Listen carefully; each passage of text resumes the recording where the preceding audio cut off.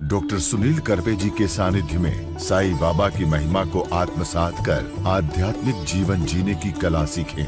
देखिए साई वाणी आस्था भजन पर प्रतिदिन प्रातः 7:20 बजे।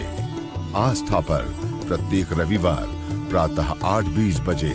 संपर्क सूत्र 9604050607।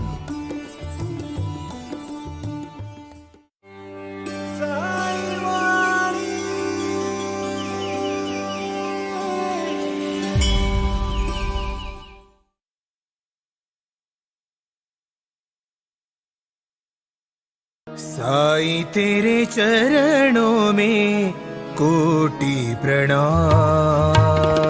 साईं तेरे चरणों में कोटि प्रणाम। साईं तेरे चरणों में कोटि प्रणाम। साईं तेरे चरणों में कोटि प्रणाम। शरण में ले लो साईं प्रभो। शरण में ले लो साईं प्रभो।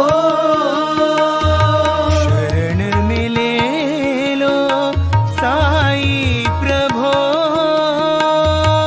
शरण में ले लो साईं प्रभो। साईं नमस्कार। इस पवित्र अवसर पर साईं बाबा की भक्ति, विचारों की शक्ति, साई वाणी की कीर्ति और आप सबके ध्यान की मूर्ति, वो आए और आकर चले गए।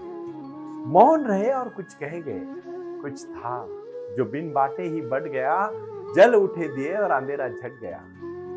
एक व्यक्ति स्थिरता के माध्यम से जीवन को किस तरह से जी सकती है, इसका महत्वपूर्ण उत्तर है साई वाणी जीवन जीने की कला। मैं आज एक बात आपको तहे दिल से कहना चाहता हूं कि जब भगवान कृष्ण ने अपने गीता में अर्जुन को जीवन सिखाया, साई वाणी के इस दौर पर साई बाबा ने अपने भक्तों के लिए जो कार्य किया, वो कार्य समाज में दिशा देने का कार्य है। और उसमें बाबा ने अपने भक्तों को जो आशीर्वाद दिया, उस आशीर्वाद देते देते कुछ नियमों का पालन भी करने के लिए कहा। लेकिन लोग तो नियम भूल गए, वो फल की अपेक्षा करने लगे। लेकिन याद रखना, फल तभी मिलता है जब बीज अच्छे बोए जाते हैं। और वो बीज है ध्यान, वो बीज है क्रिया, वो बीज है व्यवहार, वो बीज है जीवन, वो बीज है क्रांति, वो बीज है फल। और ये फल को जानना बहुत मुश्किल नहीं, एकदम आसान है, लेकिन आपको वो कला समझनी चाहिए। मैं बहुत छोटा था तब हमारे गणित के शिक्षक हमें कहते थे, जिसको अच्छा गणित करना है, जिसको अच्छे गणित में मार्क्स लाने हैं, उन्होंने सूत्रों की एक बैटरी अपने हाथ में रखनी चाहिए। जीवन जीने के लिए साई वाणी ये अपने जीवन का एक लक्ष्य बनना चाहिए, क्योंकि इसी से आपको अपने जीवन का योगेन चित्तेन पदेन वाचा, योगेन चित्तस्य पदेन वाचा, इसका मतलब है योग और चित्त। यह बहुत बड़ी बात है। हमें हमारे जीवन से साई योग करेंगे तभी तो शक्ति बढ़ेगी, उसी के साथ भक्ति बढ़ेगी और उसी के साथ अपना कार्य शुरू होगा। भाई और बहनों, कुछ करने के लिए कोई बहुत बड़ी शक्ति नहीं चाहिए। एक छोटा सा बीज पूरे धरती पे हरियाली कर सकता है। एक सामान्य से सामान्य परिवार में जन्म लेने वाला बच्चा भी, ये स्वामी विवेकानंद जो 30-32 साल तक अपने जीवन में स्ट्रगल और संघर्ष करते रहे, वो सिर्फ 8 साल की आयु में अमेरिका में जाके 3.5 साल में जब उन्होंने अपना प्रचार प्रसार किया, पूरे विश्व में छा गया। और जब तक चांद सूरज रहेगा तब तक स्वामी विवेकानंद जी का नाम रहेगा। ये क्यों होती है बात? कौन सी ऐसी शक्ति है उस इंसान में जो उसको इतना महान बना देती है? वो सब आप में है, लेकिन आप भूल गए हो। उस शक्ति को आप जान नहीं पा रहे हो, और उसको ना जानने के कारण आपकी प्रगति, आपका विकास, आपकी क्षमता नहीं बढ़ रही है और आप खुश नहीं है। एक फकीर के पास एक नौजवान चला जाता है और कहता है, फकीर आप मुझे एक बात कहिए, मुझे बहुत खुश बनना है। तो फकीर कहता है, जा सबसे खुश इंसान का तू कोट ले और पहन ले, तू खुश हो जाएगा। फकीर की बात सुन के वो खुश हो जाता है, और कोट की बात है, इतनी क्या बड़ी बात है। देखो, जो बड़ी बातें होती है ना, वो बहुत आसान होती है। ध्यान, 1 सेकंड लगा बोलने में, आधा सेकंड ध्यान करने को जिंदगी चली जाती है। मोक्ष क्या है? मोक्ष ईश्वर है ना, ईश्वर। आप एक बात शांति से सुन लेना, कोई इंसान के रूप में अगर धरती पे भी आएंगे ना, तो वो एक ऊर्जा के रूप में आते हैं, इतना याद रखना। कोई ऐसी शाश्वत शक्ति नहीं है। इंसान के रूप में ईश्वर भी अगर है ना, तो ऊर्जा के रूप में है, और ऊर्जा इंसान में है। वो ऊर्जा इंसान में है जो कुछ करना चाहती है, क्योंकि सब कुछ नष्ट किया जा सकता है सिवाय ऊर्जा के।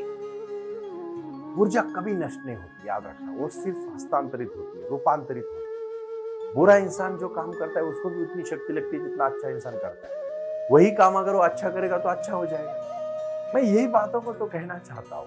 वो फकीर के पास गया, उन्होंने कहा सिर्फ कोटी लाना तो कोई बात नहीं। वो गाँव जाता है, शहर जाता है, आजू बाजू के एरिया में जाता है, बहुत सारी जगह पे घूमता है, लेकिन उसको कोई भी सुखी इंसान नहीं मिलता है। आखिरकार वो उसी पेड़ के नीचे आता है, और वो उसको बहुत सारे लोग कहते हैं कि तुझे सबसे सुखी इंसान चाहिए ना, जाओ उस पेड़ के पास। वहां जाते वो देखता है कौन है, वो अपना सर ऐसे पीछे करके बैठा था, तो उसको आवाज देता है कौन है आप? तो वो देखता है वही फकीर है जिसने उसको कहा था। वो कहता है आप ही सब महान है, आप ही सबसे खुश है, आप ही सबसे ज्ञानी है, आप ही सबसे ज्ञानी है, आप ही सबसे समझदार है, आप बस हमें आपका कोट दीजिएगा। तो फकीर हंसता है, बेटा जरूर तुझे कोट देता, लेकिन तू ठीक से देख, मैं नंगा हूं, मेरे पास कोई कोट नहीं। क्या हुआ इसका अर्थ? इसका अर्थ ये है कि जो बहुत कुछ गलत चीजें इकट्ठा करते बैठता है ना, वो कभी खुश नहीं होता। इसलिए मैंने बहुत बार कहा, शुगर फैक्ट्री नहीं चलानी चाहिए, ऐसा नहीं है, लेकिन शुगर फैक्ट्री चलाने वाले को डायबिटीज होता है, और शुगर को तोड़ने वाले को कभी डायबिटीज नहीं होता। गन्ने को तोड़ने वाले, इसका मतलब क्या? आप इतना इकट्ठा करते हो कि आप दैनंदिन जीना भूल जाते हो। जीवन का लक्ष्य है जीना, जीवन में हर दिन जीना ही जीवन का लक्ष्य है। जीवन का अंतिम लक्ष्य कोई नहीं है। जिस दिन आप अंतिम लक्ष्य पाने जाओगे, याद रखना, उस दिन आप सब भूल जाओगे। वो दिन भी आपको जब मिल जाएगा तो भी आप उसका आनंद नहीं ले पाओगे। क्योंकि मैं एक चीज यहां कहना चाहता हूं, बहुत अहम है, बहुत महत्वपूर्ण है। जो ये विचार है, वो विचार है हमारे अंदर की आवाज। आप दिन रात जो सोचते हो वही आप बन जाते हो। साई वाणी में जब हमने साई बाबा का जो भी चरित्र आपके बताने का प्रयास किया है, साई बाबा ने लोगों को सबसे पहले और पहला गुरु मंत्र दिया है, सिंपल लिविंग। ये छोटी छोटी बातें हैं, लेकिन प्रारंभ करो और जारी रखो से हर दिन आपको अपने जीवन में आजमानी है, क्योंकि इसी से जीवन बनने वाला है, इसी से तय होने वाला है सब कुछ। याद रखना, कोई किसी का नहीं होता। अकेला इंसान आया था, अकेला ही उसको जाना है। जब आया था उसके हाथ में नहीं था, जाने का भी उसके हाथ में नहीं है। इसलिए याद रखना, ये जो प्रवाह है जिंदगी का, उसको जीना सिर्फ हमारे हाथ में है, और वो भी अच्छी तरह से जीना। आप बोलोगे अच्छे के दायरे क्या है? मैं अच्छे का दायरे आज आपको समझाना चाहता हूं, बहुत तहे दिल से समझाना चाहता हूं। ये अच्छे का दायरा क्या है पता है आपको? अच्छे का दायरा है ना, मरने के बाद भी जीना है, और वो तभी जी सकते जब आपका कार्य बड़ा हो। क्योंकि लोग कार्य से, विचारों से, तत्वों से, भावनाओं से बंधे रहते हैं। जो कुछ खा पी के सिर्फ जीते हैं ना, उनको कोई नहीं पूछता। और मैं नहीं चाहता कि कोई पूछे इसीलिए कुछ करे, अपने को सिद्ध करने के लिए करे। खुद के ऊपर भरोसा है ना, किसी दूसरे के ऊपर भरोसा रखने की जरूरत ही नहीं पड़ेगी आपको, ऑटोमेटिकली भरोसा आ जाएगा। जो मन चिंती वही वैरी बिना चिंती। हमारा दुश्मन भी कभी भी हमारे बारे में इतना बुरा नहीं सोचता, उतना हमारा खुद का मन सोचता है, याद रखना।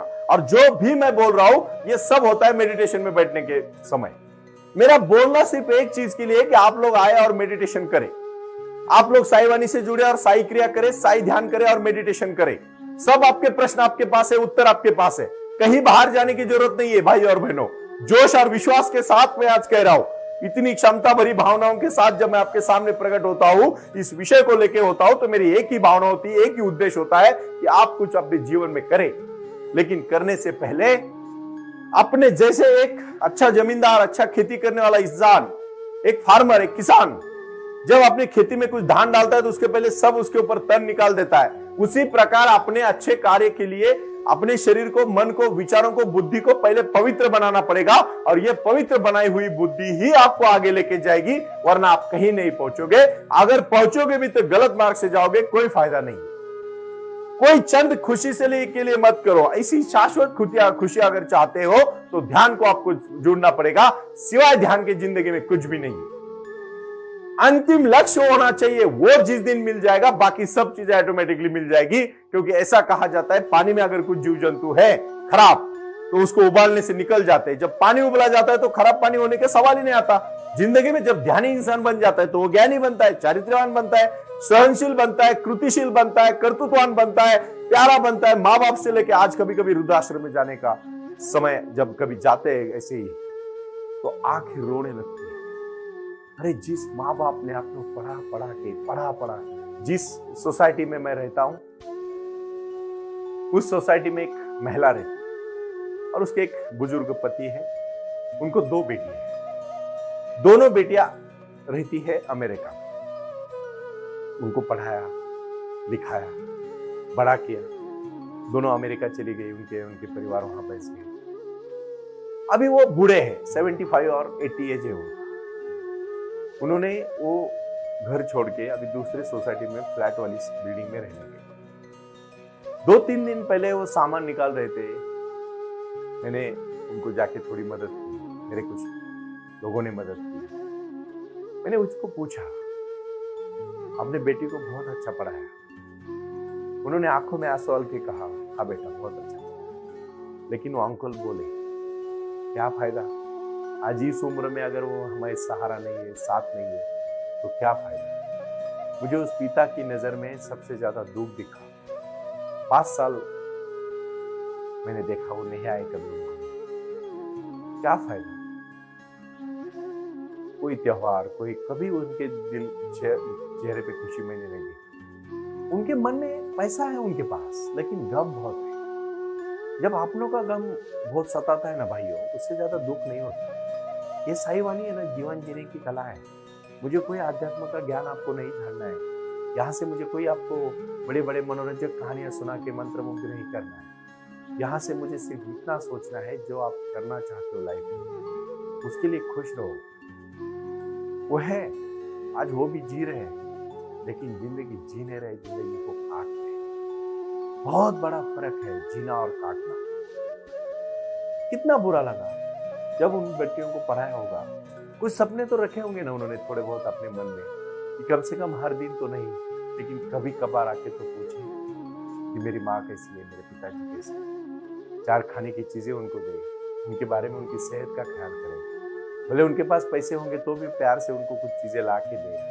1 साल में उनको घर लेके जाए। चलो अमेरिका में अच्छी बात है तो आप उनको लेके जाओ, कोई फर्क नहीं पड़ता। वो एडवांस लोग हैं, अभी अपना गाँव छोड़ के यहाँ के रह रहे, तो क्यों नहीं वहां रहेंगे। वो बहुत सारे लोग मैंने देखा सिटी में रहने वाले। नहीं, मेरे माँ बाप है ना, गांव में रहना पसंद करते हैं, उनको सिटी। अरे तेरी बीवी नहीं रखने देती उनको। ये सच्चाई क्यों नहीं बता रहा है तू।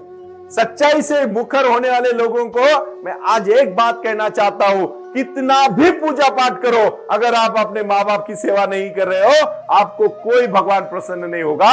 क्योंकि भगवान भी ऊपर से देखेगा कि इसकी औकात क्या है। ये भावना है, ये भूमिका है, ये जुड़ी हुई भूमिका है अपने मन से। जैसे फकीर ने कहा कि एक खुश इंसान का कोट लेके आ भाई, उसको कोई खुश इंसान नहीं मिला, और जो खुश इंसान मिला उसके पास कोट नहीं, और जिसके पास कोट है वो खुश नहीं। इस दुनिया की रीत है। इसीलिए साई वाणी का इंसान बैलेंस रहेगा, वो कभी दुखी नहीं होगा। मैं हमेशा कहता हूं कि हर दिन में ऐसा जियो कि जिंदगी का आखिरी दिन है, तभी तो मजा आएगा जीने का। आप ज्यादा डिपेंड हो जाते हो ना तो दुखी हो जाते हो। इसका मतलब है आप अपना कितना उन्होंने सैक्रिफाइस किया होगा अपने बच्चों के लिए। खासकर मैं ज्वलंत उदाहरण इसलिए देना चाहता हूं, मैं नाम इसलिए नहीं लेना चाहता, किसी को शायद बुरा लगे, लेकिन ये सच्चाई है। आप अपने आजू बाजू में देखो, मैंने मेरी सोसाइटी की कहानी बताई, आप अपने सोसाइटी का कहानी देखो भाई और बहनों, मैं गलत नहीं बोल रहा हूं। बस मुझे एक बात का दुख है कि आप इस बात को जानते नहीं, क्योंकि कभी कभी आप भी उस उम्र में जाने वाले हो, उस पड़ाव में जाने वाले हो। उस समय में आप कितने, अगर आपको सही जिंदगी का एम मिला तो आप कभी दुखी नहीं हो गए। आ गए तो खुश, नहीं आ गए तो और खुश। बट उस लेवल को पहुंचने के लिए आध्यात्मिक तौर पर ध्यान धारणा की साधना बहुत जरूरी है। फिर रिग्रेट नहीं करोगे। मेरा साई वाणी का कोई भी भक्त, मेरे साई वाणी का, साई बाबा का follower, not mine, I am just a mediator. मुझे बाबा ने आशीर्वाद दिया है, मैं आप सबके सामने जो ज्ञान देने का जो थोड़ा सा प्रयास कर रहा हूं वो सिर्फ बाबा के आशीर्वाद से है, क्योंकि कुछ कर गुजरने के लिए मौसम नहीं मन चाहिए, साधन तो जुट जाएंगे, संकल्प का धन चाहिए, और वो संकल्प है विश्वास, वो संकल्प है समर्पण, वो संकल्प है त्याग, वो संकल्प है भावना। ये साई की वाणी है। साई ने कहा है, आज का गुरु मंत्र है, आप विश्व में कहीं भी रहो, अपने माँ बाप को अपने पास रखो। नहीं पास रख सकते तो उनके पास हर महीने जाओ, उनको पूछो, उनके केयर करो, उनको पैसे नहीं चाहिए आपके, उनको प्यार चाहिए, प्यार। साईं बाबा का आशीर्वाद है श्रद्धा और सबूरी, साईं बाबा का आशीर्वाद है मानवता इधर, साईं बाबा का आशीर्वाद है प्रारंभ करो जारी रखो, साईं बाबा का आशीर्वाद है जीवन जीने की कला। साईं वाणी के माध्यम से भाई और बहनों, ये सभी हमारे शाखाओं में आज ये गुरु का जो महिमा है, गुरु ब्रह्मा गुरु विष्णु गुरु देवो महेश्वरा, गुरु साक्षात परब्रह्म तस्मै श्री गुरुवे नमः। यही मैं आज मिलता कहूंगा और आज के साईं वाणी में संदेशा देना चाहता हूं, अपने माता पिता की सेवा करना है, मतलब करना है। प्रणाम। ओम साई राम। प्रारंभ करो जारी रखो। इसी विचारधारा से साई वाणी का प्रारंभ हुआ। शिरडी के साई बाबा का आशीर्वाद पाके खुद अपने जीवन में एडवोकेट डॉक्टर सुनील नाना साहेब करपे जी ने साई वाणी के इस कार्यक्रम को प्रारंभ करते हुए 21वीं सदी को सही में साई बाबा के आशीर्वाद से लोगों के जीवन में बदलाव एवं खुशियां लाने के लिए साई वाणी का प्रारंभ किया। लगातार लोग साई वाणी को सुनते आ रहे हैं। साई कृपा जो साई ध्यान से जुड़ी हुई है, क्योंकि मेडिटेशन ही एक ऐसी शक्ति है जो जीवन में क्रांति ला सकती है, बदलाव ला सकती है और खुशियां दे सकती है। लेकिन उसके लिए प्राणायाम बहुत महत्वपूर्ण है और अपने संकल्प के प्रति अडिग रहकर उन्होंने प्राणायाम की श्रृंखला को अपनी शक्ति से जोड़ा और उसको साई क्रिया के माध्यम से साई ध्यान के प्रति वो लगातार लेके चले गए। इन सब क्षेत्रों के लिए एक ऐसा परिक्षेत्र होना चाहिए जहां लोग आएं और रुके। शिरडी में साई बाबा के समाधि के आशीर्वाद के बाद उनको ज्ञान और ध्यान दोनों की शक्ति देने का प्रयास किया जा रहा है। इसीलिए साईं बाबा की 65 फुट हिंदुस्तान की सबसे बड़ी प्रतिमा बनाकर वहां बाबा का मेडिटेशन सेंटर खोला गया है। साई आंगन इस नाम से यह जाना जाता है। देऊळगाव गाड़ा, तालुका दौंड, जिला पुणे, यहाँ साई आंगन की और बारामती क्षेत्र में साई आंगन में इसी क्षेत्र की निर्मिति करते हुए उन्होंने यहाँ निजी व्यवस्था के साथ बच्चों के लिए गुरुकुल सिस्टम का इंग्लिश माध्यम का स्कूल, जहाँ बच्चे पढ़े और जहाँ बच्चे गुरुकुल में रहकर गुरुकुल के माध्यम से गुरुर ब्रह्मा गुरुर विष्णु गुरुर देवो महेश्वरा, गुरु साक्षात परब्रह्म तस्मै श्री गुरुवे नमः, इसका ज्ञान ले पाएं। इसी के लिए